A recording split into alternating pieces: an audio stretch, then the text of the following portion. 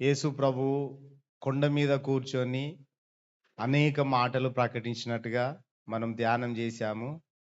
అయితే కొండ మీద నుంచి 9 ధన్యతలను ప్రభువు ప్రకటించాడు. ఈ కొండ మీది ప్రసంగము 3 అధ్యాయాలు ఉన్నది.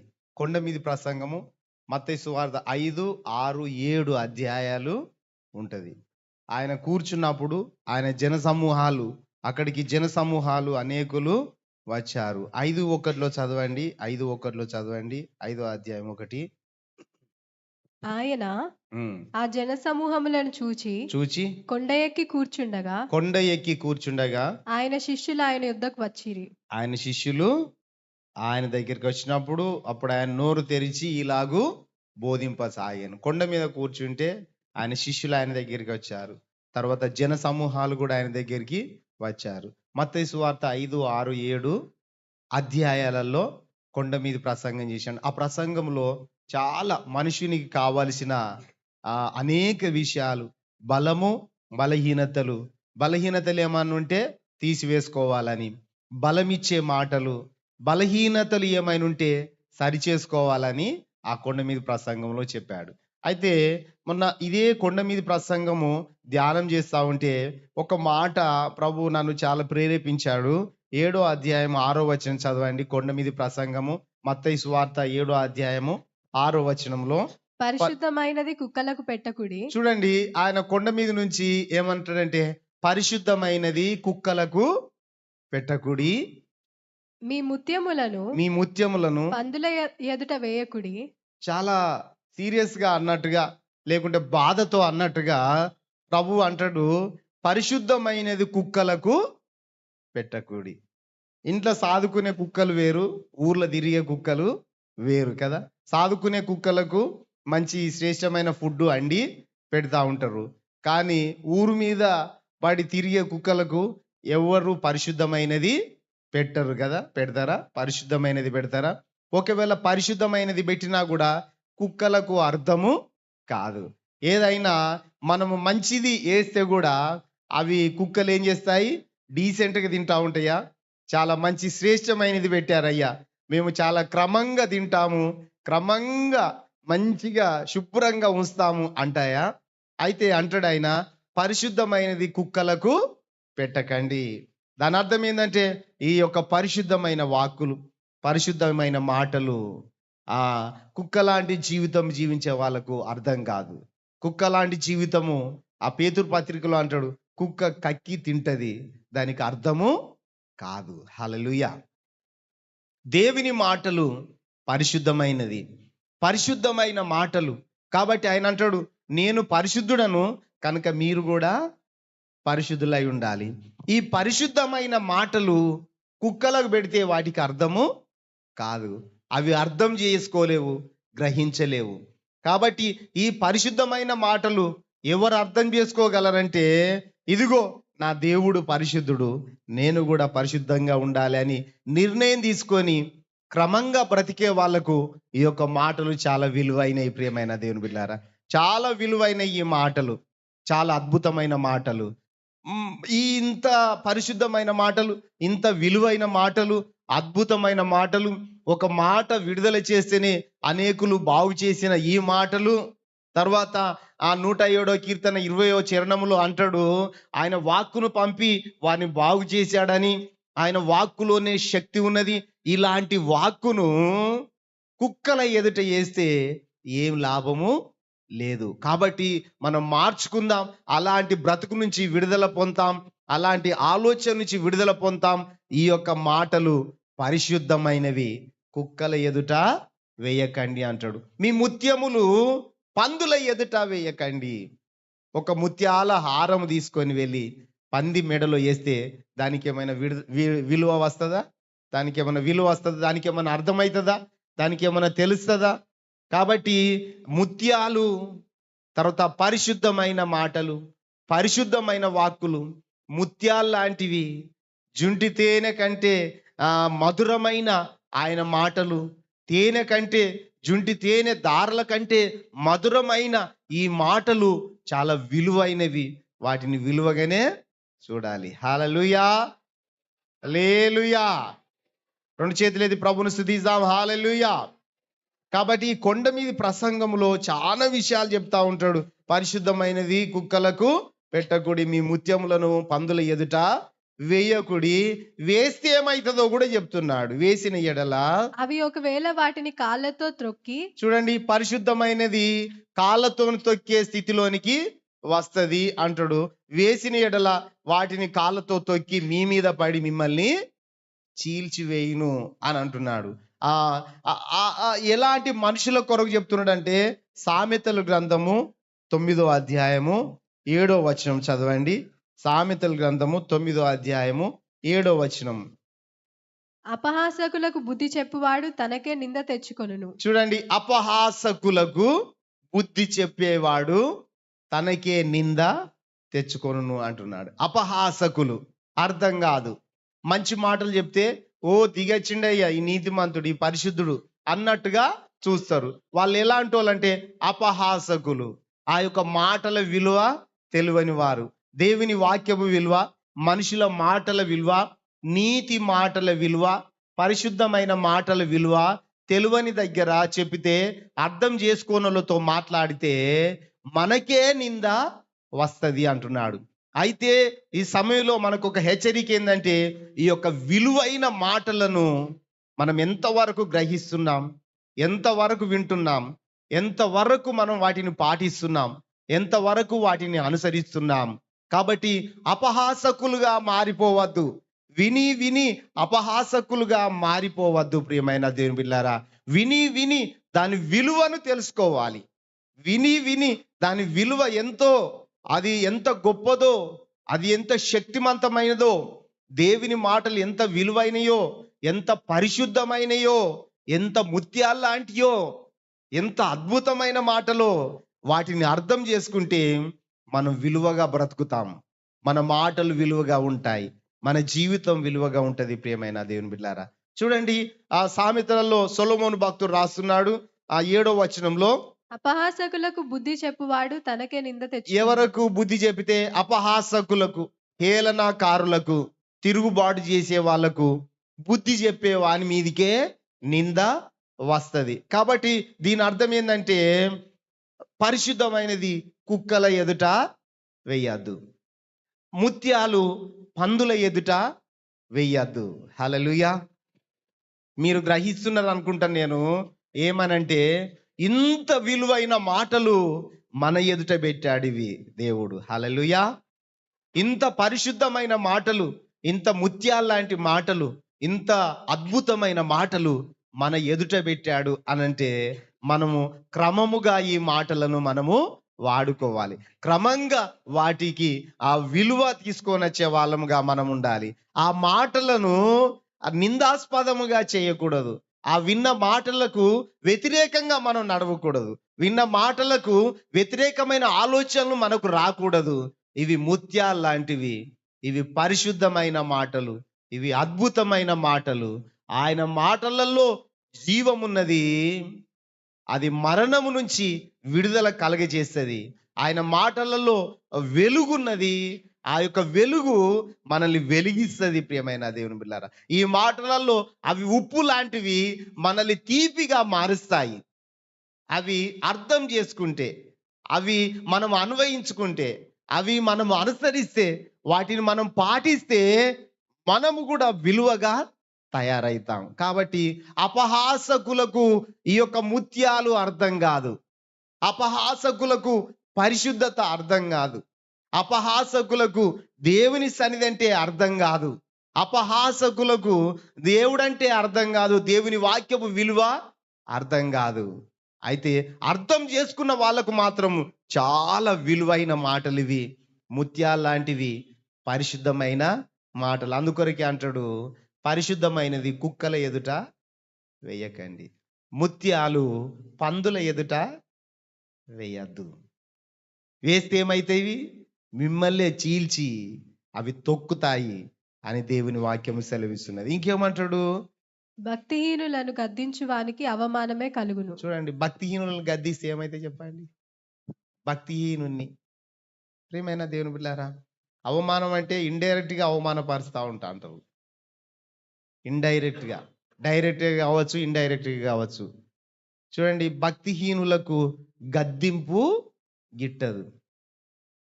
భక్తిహీనత, భక్తి కలిగిన వారు వేరు, భక్తిహీనులు వేరు. భక్తి కలిగిన వారు దేవుని సన్నిధిని ప్రేమిస్తారు, దేవుని వాక్యాన్ని గౌరవిస్తారు. అది ముత్యాల కంటే అమూల్యమైనది, తేనె కంటే, జుంటి తేనె దారల కంటే మధురమైన ఆ మాటలు వినాలి, భక్తి చేయాలి. చూడండి, అన్యులు ఎంత భక్తి చేస్తారు. ఇప్పుడు ఈ కాలం వచ్చిందంటే ఎంత భక్తి చేస్తారు మీకు తెలుసు కదా. మడి కట్టుకొని చన్నీటి స్నానం చేసి, ఎంత మన భక్తి ఎక్కడ పోతున్నది. కాలాన్ని చూస్తున్నాం, ఆ వాతావరణాన్ని చూస్తాను, కాబట్టి పరిస్థితులను చూస్తున్నాం, కానీ దేవుని వాక్యపు విలువను మనము చూడడం లేదు. దేవుని వాక్యపు విలువను చూస్తే మనకు అవన్నీ గుర్తుకు రావు, అవన్నీ తొక్కి వేస్తాం. ప్రియమైన దేవుని బిడ్డలారా, అది నిజమైన భక్తి, అది నిజమైన ముత్యాలను విలువ చేసే భక్తి. పరిశుద్ధత అంటే ఏంటో విలువ చేస్తే మనకు తెలిసిపోతుంది. కాబట్టి ఆయన అంటాడు, భక్తిహీనులను గద్దిస్తే అవమానమే కలుగుతుంది అంటాడు. భక్తిహీనులను గద్దించకు అంటాడు. 8లో కూడా చదవండి. అపహాసకుని గద్దింపకుము, గద్దించిన ఎడల వాడు నిన్ను ద్వేషించును. చూడండి, అపహాసకుని గద్దింపు మాటలు ఎలాంటి అంటే పరిశుద్ధమైన మాటలు, తర్వాత ముత్యాలు లాంటి మాటలు. ముత్యాలు పరిశుద్ధమైంది, అపహాసకుని దగ్గర, వ్యతిరేకించే వాని దగ్గర, నిర్లక్ష్యం చేసే వాని దగ్గర, లెక్క చేయని వాని దగ్గర, లోపల గర్వం పెంచుకునే వాని దగ్గర మనము గద్దిస్తే, బుద్ధి చెప్పితే, వాళ్లకు సరి అయిన మార్గము బోధిస్తే వాళ్ళు మనల్ని అవమానపరుస్తారు అంటున్నాడు. మనల్నే అవమానపరుస్తా అంటారు. దాని విలువ తెలియని వారు, దాని విలువ తెలియని వారు. ప్రియమైన దేవుని బిడ్డలారా, ఈ ఉదయకాల సమయంలో ప్రభువు మనకోటి గుర్తు చేస్తున్నాడు. ఏంటంటే, పరిశుద్ధమైంది కుక్కలకు పెట్టం కదా, ముత్యాలు పందులకి వేయం కదా. పరిశుద్ధమైంది పరిశుద్ధులకే చెందుతుంది కదా.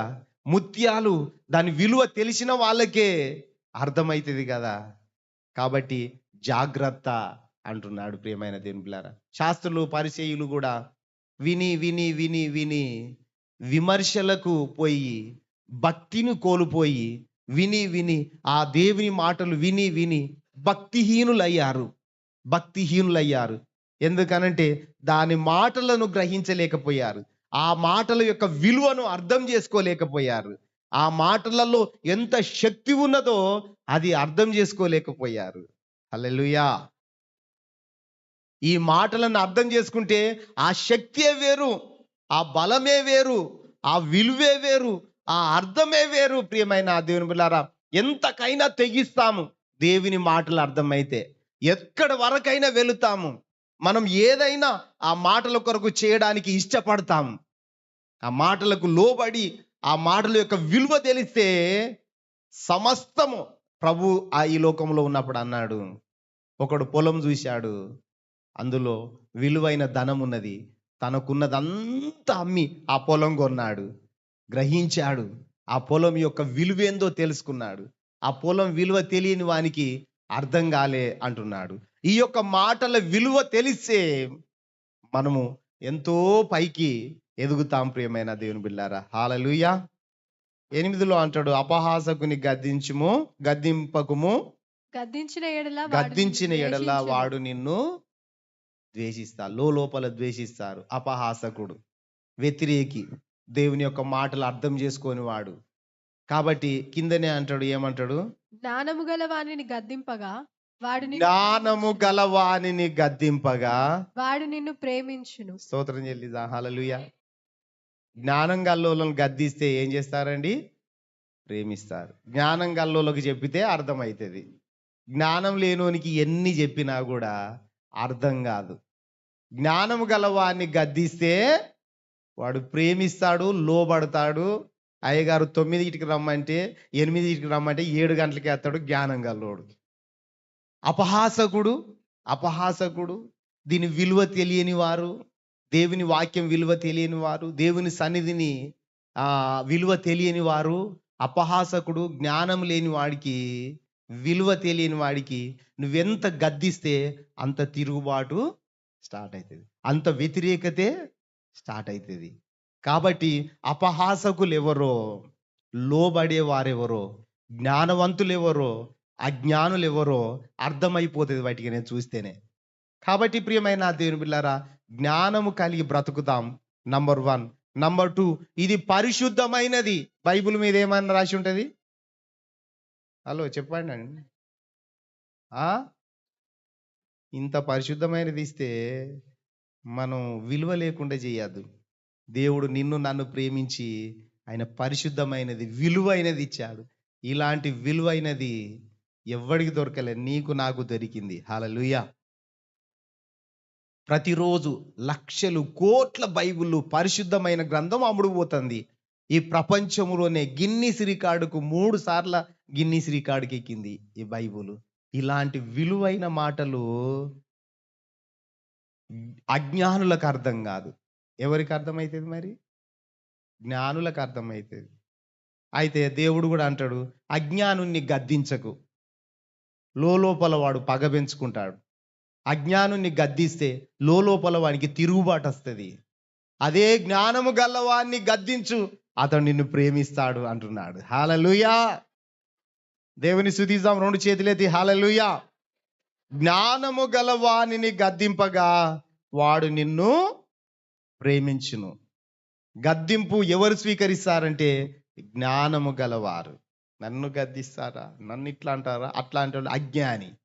కాబట్టి ప్రియమైన దేవుని బిడ్డలారా, ఇది ముత్యములు, ఇది పరిశుద్ధమైంది. ఇదేంటిదండి? పరిశుద్ధమైంది. ఇది ముత్యాల కంటే విలువైంది. అందుకొరకే ఆయన అంటాడు, పరిశుద్ధమైంది కుక్కలకు పెట్టకండి, మీ ముత్యాలను పందులకు వేయకండి. ఇక్కడ చూడండి, ఫిలిప్పీ పత్రిక 3వ అధ్యాయము 2వ వచనం చదవండి. ఫిలిప్పీ పత్రిక 3వ అధ్యాయము 2వ వచనం. ఏ విషయం అంట? కుక్కలుగా తయారైతున్నారు మనుషులు కూడా. కుక్కల విషయమై జాగ్రత్తగా ఉండండి. ఏ కుక్కల గురించి చెప్తాడు? ఊర కుక్కలు కాదు, ఒట్టిగా తిరిగే కుక్కలు, సాదుకునే కుక్కలు కాదు. ఆ మనుషులు కుక్కలుగా మారిపోతాను. దాని విలువ తెలియకుండా అయిపోతున్నది. దేవుని మాటల విలువ తెలియకుండా అయిపోతున్నది. దేవుని అద్భుతాల విలువ తెలియకుండా అయిపోతున్నది. విని విని విని అట్లా మారిపోతున్నారు. కుక్కల విషయమై జాగ్రత్తగా ఉండండి. 3 జాగ్రత్తలు చెప్తున్నాడు. కుక్కల విషయమై జాగ్రత్తగా ఉండాలి, దుష్టులైన పనివారి విషయమై జాగ్రత్తగా ఉండండి, ఈ ఛేదనను ఆచరించు వారి విషయమై జాగ్రత్తగా ఉండండి అంటున్నాడు. అంటే ఈ ఛేదన విషయమై జాగ్రత్తగా ఉండండి అంటే ఈ ఛేదనను ఆచరించే వాళ్ళు, ఈ లోకానుసారమైన క్రియలు ఆచరించేవారు, ఆచారాలు ఆచరించే వారి విషయంలో జాగ్రత్త. ఇంత విలువైన, అమూల్యమైన, పరిశుద్ధమైన ముత్యాల్లాంటి, తేనె కంటే, జుంటి తేనె కంటే మధురమైన ఈ మాటలు పక్కన పెట్టి ఈ లోకపు ఆచారాలు ఆచరించే వారు ఉన్నారు చూడండి. వారు కుక్కలు లాంటి వారు, పందులు లాంటి వారు. వాళ్ళ విషయంలో జాగ్రత్త అని ప్రభువు అంటున్నాడు. ప్రియమైన దేవుని బిడ్డలారా, హల్లెలూయా. దేవుని స్తుతిద్దాం. హల్లెలూయా. ఇంత అమూల్యమైన మాటలు వదిలిపెట్టి వీటిని ఆచరించకుండా ఎవడో రాసిన మాటలు, ఎవడో పుట్టించిన ఆ క్రియలు, ఎవడో ఆచారాలు ప్రారంభిస్తే వాన్ని అనుసరిస్తా ఉంటే భక్తిహీనులు అంటున్నాడు. జ్ఞానము లేని వారు. ఆ జ్ఞానం లేనోని గద్దించకు, నిన్ను అవమానపరుస్తాడు. హల్లెలూయా. హల్లెలూయా. అంతే, దేవుని వాక్యములు అట్లాగే ఉన్నది. మనం ఈ చేత పట్టుకున్నప్పుడు ఇందులో ఉన్నవి అనుసరించాలి. మనం అనుసరించకుంటే వదిలిపెట్టాలి. అయితే వాడు గద్దిస్తే అవమానపరుస్తాడు అంటాడు చూడండి. కుక్క లాంటి వాడు, పంది లాంటి వాడు, కుక్కలాగా కక్కి తినేవాడు, పందిలాగా మరల ఎంత గడిగిన బురదలో దూరేవాడు. చూడండి, కుక్కల విషయం జాగ్రత్త అంటున్నాడు. అలాంటి వాళ్ళతో మాట్లాడడం కూడా చాలా ఇదే, మనం చెడిపోతాం. కొంచెం దూరంగా ఉండడం మంచిది. హల్లెలూయా. అక్కడ నేను కనిపించను. ప్రియమైన దేవుని బిడ్డలారా, మన ముత్యాలను, మన పరిశుద్ధమైన మాటలను వాళ్ళ ఎదుటి వేస్తే ఏమవుతుంది? వాళ్ళకు విలువ తెలియదు. మనము ఈ లోకంలో చాలా కండిషన్గా బ్రతికే వాళ్ళం. మన దేవునికి మాత్రమే చాలా విలువ ఇవ్వాలి, దేవుని సన్నిధిని ప్రేమించాలి. విని విని భక్తిహీనులం కావద్దు. ప్రియమైన దేవుని బిడ్డలారా, భక్తి పరులము కావాలి. దీని విలువ తెలిస్తే, దీనికి విలువనిస్తే మనం ఎంత ఎదిగిపోతామో మనకే అర్థం కాదు. ఆశ్చర్యపోతాము. ఈ మాటలు గనుక మనం పాటిస్తే, ఈ మాటలు గనుక అనుసరిస్తే మనం ఎంత ఎదిగిపోతామో. మనం ఎదిగిపోతా ఉంటే లోకం మనల్ని వెనుక గుంజాలని, పడగొట్టాలని సాతానుడు నానా రకాలుగా ప్రయత్నాలు చేస్తూ ఉంటాడు. మనుషులను వాడుకుంటా ఉంటాడు మనల్ని పడగొట్టడానికి. ఎంత ఈ పరిశుద్ధమైన మాటల ప్రకారం బ్రతకాలని తాపత్రయ పడతామో, మనుషులు మనల్ని లాగడానికి, పరిస్థితులు మనల్ని లాగడానికి ప్రయత్నం జరుగుతూనే ఉంటది. హల్లెలూయా. కానీ నెవర్, దేవుని వాక్యమే మనకు శాశ్వతము. దేవుని వాక్యమే మనకు దిక్సూచి. దేవుని వాక్యమే మనల్ని నడిపించేది. ఉత్తగా పాటలు పాడు కాదు. దాని ప్రకారం మనం బ్రతికితే మనం ఎంతో విలువగా బ్రతుకుతాం. దేవుడు మనకు విలువనిచ్చి పరిశుద్ధమైన మాటలు ఇచ్చాడు. ఇది ముత్యాల లాంటిది, ఇది పరిశుద్ధమైనది. హల్లెలూయా. అంటాడు కుక్కల విషయమై జాగ్రత్త. కాబట్టి 1వ వచనం చదవండి. మెట్టుకు నా సహోదరులారా, ప్రభువునందు ఆనందించుడి. మన బ్రతుకులో ఆనందించాలి, ప్రభువులో ఆనందించాలి. పండగలో ఆనందిస్తాము, కానీ అది ఒక్కరోజే కదా. పండగలో ఆనందిస్తాం. క్రిస్మస్ వస్తే ఇక పూనకం వస్తుంది మొత్తం. ఎక్కడెక్కడి చూడని జనాలు అందరు వస్తా అంటారు. అది ఆ రోజు ఆనందిస్తాం అనుకుంటారు. అది శాశ్వతమైంది కాదు. సపోజ్ పెళ్లి ఉన్నది అనుకుందాం. పెళ్లిలో ఎన్ని రోజులు ఆనందిస్తారు చెప్పండి? ఒక్క రోజు, ఒక లంచ్ వరకు ఆనందిస్తాం, అంతేనా? ఆ తర్వాత అంతే సంగతులు. ఇంకేం ఆనందాలు ఉన్నాయి ఈ లోకంలో? కొత్త బట్టలు వేసుకున్నాం అనుకో, ఒక గంట సేపు ఆనందిస్తాం, అంతేనా? మాసిపోయే వరకు. కానీ ప్రభువులో ఆనందించండి అని పౌలు భక్తుడు అంటున్నాడు. కాబట్టి కుక్కల విషయమై జాగ్రత్త. పరిశుద్ధమైనది కుక్కలకు పెట్టకండి, మీ ముత్యములు పందులకు వేయకండి. మనం విలువైన వాళ్ళము. మన మాటలు విలువైనది, మన జీవితం విలువైనది, మన మాటలు చాలా గొప్పవి. ప్రియమైన దేవుని బిడ్డలారా, ఇంకేమంటాడంటే పేతురు రాసిన 2వ పత్రిక 2వ అధ్యాయము 21 చదవండి. పేతురు రాసిన 2వ పత్రిక 2వ అధ్యాయము 21 చదవండి. వారు నీతి మార్గమును అనుభవపూర్వకంగా తెలుసుకొని తమకు అప్పగింపబడిన పరిశుద్ధమైన ఆజ్ఞ నుండి తొలగిపోవుట కంటే, తనకు అప్పగింపబడిన పరిశుద్ధమైన ఆజ్ఞ. హల్లెలూయా. అందరు చెప్పండి, పరిశుద్ధమైన ఆజ్ఞ. అందరు చెప్పండి, నాకు అప్పగింపబడిన పరిశుద్ధమైన ఆజ్ఞ. మనకు అప్పగించబడినది ఏ ఆజ్ఞ అండి? పరిశుద్ధమైన ఆజ్ఞ, పవిత్రమైన ఆజ్ఞ, విలువైన ఆజ్ఞ, చాలా శక్తి కలిగిన ఆజ్ఞ. అది ముత్యముల కంటే విలువైన ఆజ్ఞ. ఇది పరిశుద్ధమైన ఆజ్ఞ. ఈ పరిశుద్ధమైన ఆజ్ఞను మీరినట్లయితే ఏమంటున్నాడు? 1వది ఏ బ్యాచ్ అట? ఏ బ్యాచ్ అండి? 2వ బ్యాచ్ ఏంటిది? చూడండి, దేవుని వాక్యమే అంటున్నది, మీకు అప్పగించబడిన పరిశుద్ధమైన ఆజ్ఞ నుండి తొలగిపోవుట కంటే. ఎంత దారుణం! పరిశుద్ధమైన ఆజ్ఞ నుంచి తొలగిపోయే కంటే ఆ మార్గము అనుభవపూర్వకముగా తెలియక ఉండుటయే వారికి మేలు. తెలియకపోవడే మంచిది. హల్లెలూయా.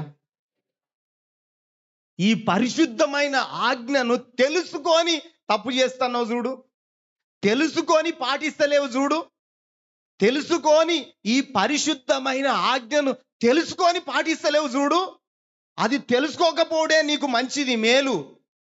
ఎందుకంటే తర్వాత ఘోరమైన శిక్ష ఉన్నది, భయంకరమైన శిక్ష ఉన్నది. నువ్వు తెలుసుకొని పాటిస్తలేవు, ఎందుకంటే ఇది విలువైనది నీకు ఇచ్చాడు. హల్లెలూయా. ఒక ఉదాహరణకు ఇది దాదాపు ఒక 50,000 ఖరీదు అనుకో, మీరు దీన్ని ఉంచండి అని మీకు ఇస్తే, ఇది ఇష్టానుసారంగా మీరు చేస్తే నాకేమనిపిస్తుంది? కోపం అనిపించదా? ఇంత విలువైంది నీకు ఇస్తే విలువని అని ఇచ్చిన నువ్వు కుక్క బుద్ధి అనుకోలే, పంది బుద్ధి అనుకోలే, నువ్వు నీ బ్రతుకు గిట్లుంటది అనుకోలే అని నేను శిక్షించబోవచ్చు, కానీ ఒక్కొక్కడు శిక్షిస్తాడా లేదా? హలో, హల్లెలూయా. దేవుడు కూడా పరిశుద్ధమైన ఆజ్ఞ మనకిచ్చాడు. ఇది పవిత్రమైన ఆజ్ఞ, పరిశుద్ధమైన ఆజ్ఞ, ముత్యాల లాంటి ఆజ్ఞ. తేనె కంటే, జుంటి తేనె దారల కంటే మధురమైన మాటలు మనకిచ్చాడు. ఇవి నువ్వు తెలుసుకొని పాటించకపోవడం కన్నా తెలుసుకోకపోవడే మంచిది అంటున్నాడు. నువ్వు తెలిసి తెలిసి పాటిస్తలేవు చూడు, తెలిసి తెలిసి పాటించకపోతే భయంకరంగా ఉంటుంది. నీకు ఇంకా తెలియకపోవడే మంచిది అంటున్నాడు. తెలిస్తే మాత్రం జీవితం బాగుపడుతుంది, తెలిస్తే మాత్రము చాలా దీవించబడతాం, తెలిస్తే మాత్రం ఎంతో నెమ్మది ఉన్నది, నిజంగా తెలిస్తే మాత్రం ఇందులో ఆనందం ఉన్నది, ఇందులో ఆశీర్వాదం ఉన్నది. ఎవడు నిన్ను ఢీ కొట్టలేడు ఇవి మనం పాటిస్తే. హల్లెలూయా. ఆయన అందుకొరకు ఏమంటున్నాడంటే, నువ్వు తెలిసి తెలిసి పాటించకపోవడం కంటే నువ్వు తెలుసుకోకపోవడమే మంచిది అని కింద అంటాడు చూడండి. కుక్క తన వాంతికి తిరిగినట్టును, కుక్కవే నువ్వు అంటాడు. ఇక డైరెక్ట్ ఏమంటాడు? కుక్క తన వాంతికి తిరిగినట్టు. నువ్వు ఈ ఆజ్ఞ నిడిచిపెట్టి ఏదో పిచ్చి పిచ్చి ఆజ్ఞలో పాటిస్తవేంది, ఎవరి ఆజ్ఞలో పాటిస్తవేంది, ఎక్కడ ఆచారాలు అనుసరిస్తవేంది, ఈ పరిశుద్ధమైన ఆజ్ఞను తప్పించేసి కుక్క తన వాంతికి తిరిగినట్టు మళ్ళా పాత పద్ధతులే నువ్వు పాటిస్తున్నావంటే కుక్క తన వాంతికి తిరిగినట్టు. ఎంత భయంకరమైన మాట. కుక్క కక్కి తింటది, నువ్వు ఒక మనిషివి అంటున్నాడు దేవుడు. నువ్వు ఒక మనిషివి, కక్కి తినే వ్యక్తివి కాదు. ఒకటి మంచిది కాదని వదిలిపెడితే మళ్ళీ దాని జోలికి పోవద్దు అంటున్నాడు. స్తోత్రం చెల్లిదా.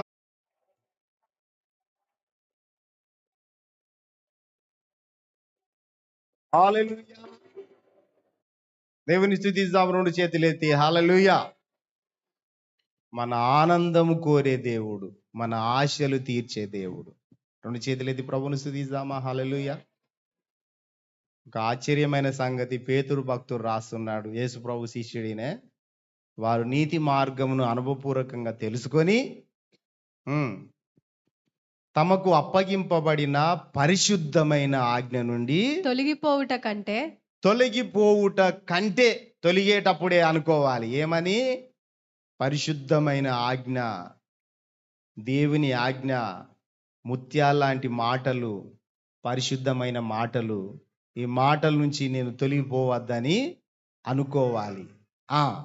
ఆ మార్గము అనుభవపూర్వకముగా తెలియకయుండుటయే వారికి మేలు. చూడండి, వారికి ఏం మేలు?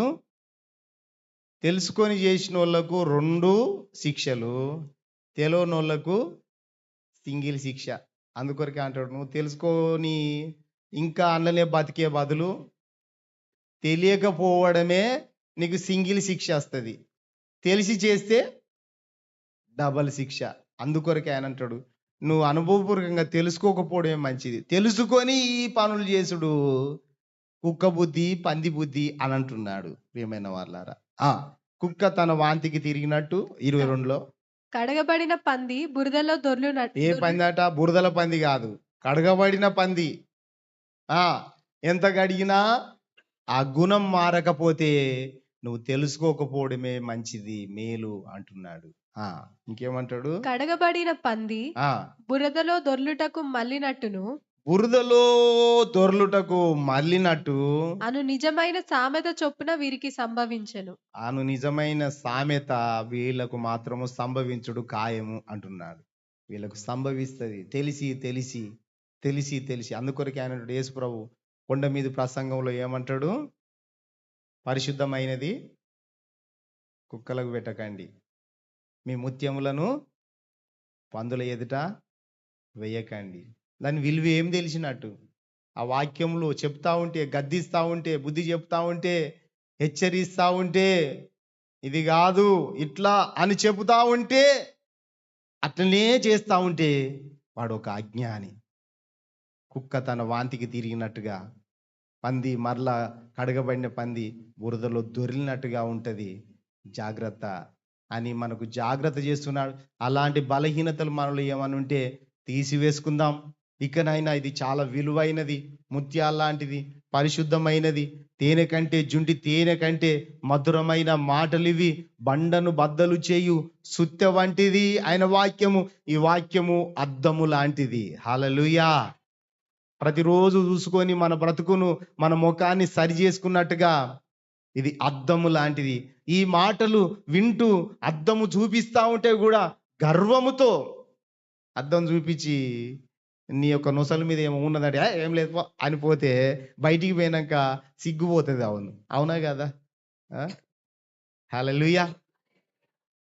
అట్లాగే ఇక్కడ సరి కావాలి, సరి చేయబడాలని ఎంత హెచ్చరించినా కూడా అది సరి చేసుకోకపోతే బయట చెల్లరు. ఎవరు బయట చెల్లరు, పైసా కూడా చెల్లరు. పైసా పెడితే అదే చెల్లుతుంది, వీరు మాత్రం చెల్లరు. సరి చేయబడిన వారైతే విలువ దొరుకుతుంది.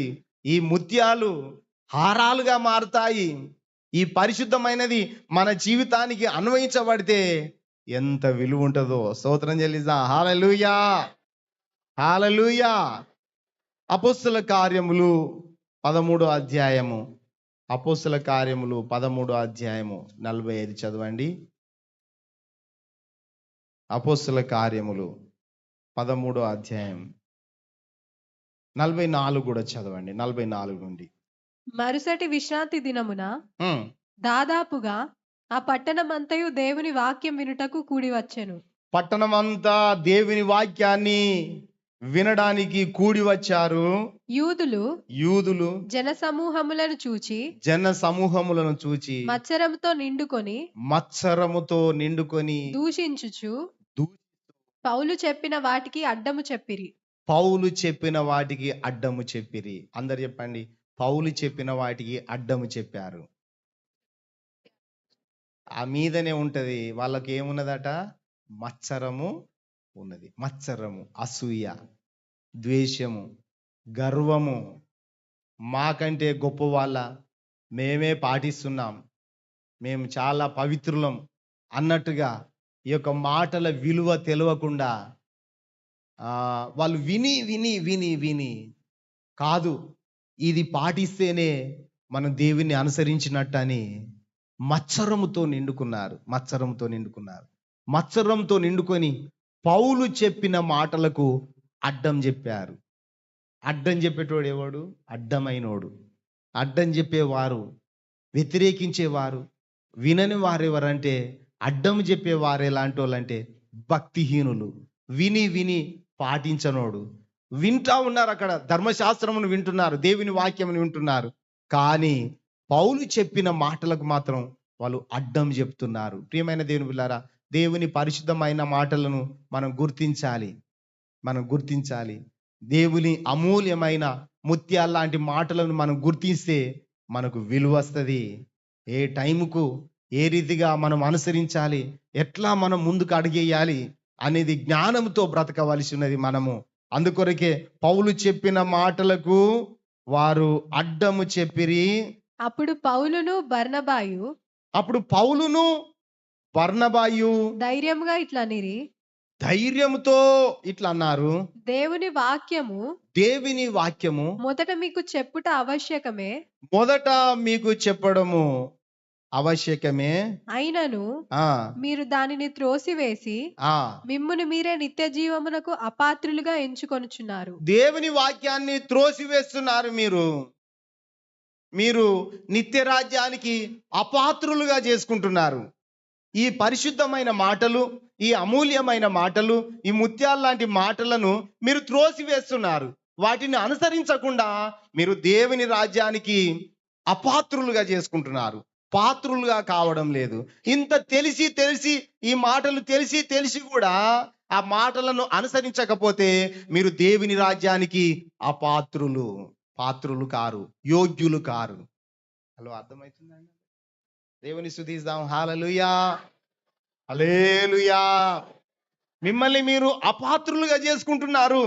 మీరేమనుకుంటున్నారు? నేను పాత్రున్నే, నేను పాత్రురాలనే అనుకుంటున్నారు. కానీ కాదు కాదు, మనం పాత్రులమా పాత్రులం కాదా మనకు తెలుసు, దేవునికి తెలుసు, దేవుని వాక్యానికి బాగా తెలుసు. కాబట్టి ప్రియమైన దేవుని బిడ్డలారా, మిమ్మల్ని మీరు అపాత్రులుగా చేసుకుంటున్నారు గనుక కాబట్టి ఇదిగో మేము అన్యజనుల యొద్దకు వెళ్ళుచున్నాము. ఇక మీరు చెప్తే వినరు కాబట్టి మేము ఎక్కడికి పోతా అంటున్నారు? పౌలు బర్నబా ఎక్కడికి పోతా అంటున్నారు? ఇంకోనికి, అన్యునికి చెప్పుడు మంచిది మీకు చెప్పే బదులు. మీకు బోధలు చేసి చేసి చేసి ఇక రాలి రాలి అని గుంజుకచ్చుడు, ఇప్పుడు రాలి అట్ర రాలి అని గద్దించుడు, ఈ అన్నిటిని పక్కన పెట్టి అన్యుల దగ్గరికి పోతే వాడు మారతాడు అంటున్నాడు. హల్లెలూయా, స్తోత్రం చెల్లిద్దాం అందరం. హల్లెలూయా. కాబట్టి ప్రియమైన దేవుని బిడ్డలారా, ఇక్కడ మనం అర్థం చేసుకుంటాం, ఇక నువ్వే ఉన్నవాని నీ చుట్టే తిరిగాడు దేవుడు. అనుసరించకపోతే దేవుడు ఏం చేస్తాడు? ఇంకొక దగ్గరికి ఆయన వార్తను పంపిస్తాడు, ఆయన మాటలను పంపిస్తాడు. కానీ ఒక్కటి మాత్రమే హెచ్చరిస్తున్నాడు, ఏమనంటే పరిశుద్ధమైనది ఇది, ఇది ముత్యాల లాంటిది. ఏదో కుక్కల ఎదుట, పందుల ఎదుట వేయలే, మీరు నా రూపంలో చేయబడ్డారు, మీ ముందు ఈ పరిశుద్ధమైనది వేశాను. జ్ఞానంతో ఉండాలి, ఇది అనుసరించిన వానికి ఎలాంటి లోటు ఉండదు అంటున్నాడు ప్రభు. హల్లెలూయా, దేవుని స్తుతిద్దామా. హల్లెలూయా. ఒక్కడు మాత్రము మంచి మాటలను, జ్ఞానమైన మాటలను వ్యతిరేకించాడు. ఆ మాట చదువుకొని మనం ముగించుకుందాం. సమూయేలు రాసిన మొదటి గ్రంథము 19వ అధ్యాయము 1 నుంచి చదవండి.